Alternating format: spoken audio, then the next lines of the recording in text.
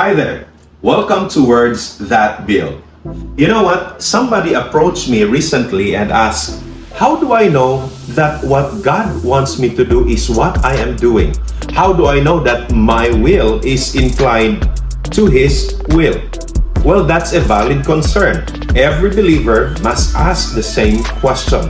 How do I know God's will? Have you asked that question once in your life? Whenever I am confronted with that query, I use 4 things to evaluate my decision. And the first one, I think, is the most valuable of all. Here it is. If you have a pencil or a notebook or something that you can use to jot this down. The first thing is this. It must be a truth-oriented decision. What do I mean with that?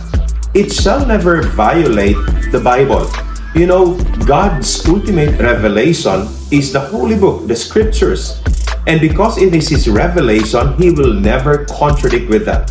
And add to that, He will never go against His character, which is revealed in the Scriptures. So take note of that when you make a decision. You filter that, you evaluate that decision with this first thing. It is a truth-oriented. It does not provide any lie. It does not provide anything that would disappoint God. Now, second is also a very important matter. It must be a byproduct of your communication with the Lord through prayer and reading His Word. You know, Christianity is basically a relationship with God. It is not just a belief system. It is a relationship of a believer with a holy God. Now, if it is a relationship, it entails communication. It is hard to have a relationship without communication. That kind of relationship is not healthy. So if you want to see a healthy relationship between a person and a holy God, there must be a constant communication. And if there is a constant communication existing, your decision must be a byproduct of that constant communication with the Lord through prayer and reading His Word. So the third thing is this. It must be a consolidated idea, a process that was done with a consultation with a faithful and godly individuals. Well, it's good to ask questions. It's good to get the ideas of other people about the situation that you are facing in life. It is good to bring 2 or 3 brains together and think about solutions. But don't just ask anybody. Ask or consult individuals who fear God. Consult individuals who have a passion to follow what God desires. Because if you will ask individuals who have a different kind of worldview, the answers that they will be giving to you are also based on the kind of worldview that they have.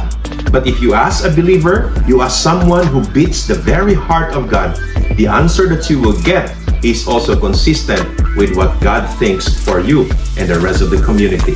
And lastly, this may be the least of all, but this is something very significant to me personally. It is going to leave me, the decision that I'm making, I find it out often that it is according to God's will because it leaves peace deep within my heart.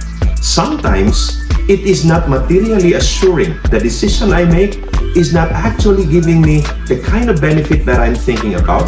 Sometimes it's not even that logical for that time being from my end. But listen, whenever I make that decision and it's clear for me that it's God's will, you know what happens? There is an indication, an affirmation of that decision that I have made because I got peace in my heart, in my mind, and in my very soul.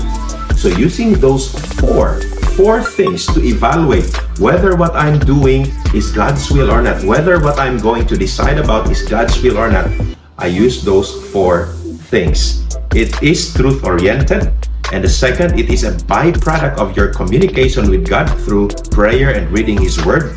It is a consolidated idea, went through a process of a consultation within a community of faithful and godly individuals. And the last one is that it leaves peace in your heart, mind, and soul. So with that, I hope you'll be able to use this somewhat like a parameter for you to find out what God's will is for you and for the rest of your life. God bless you all.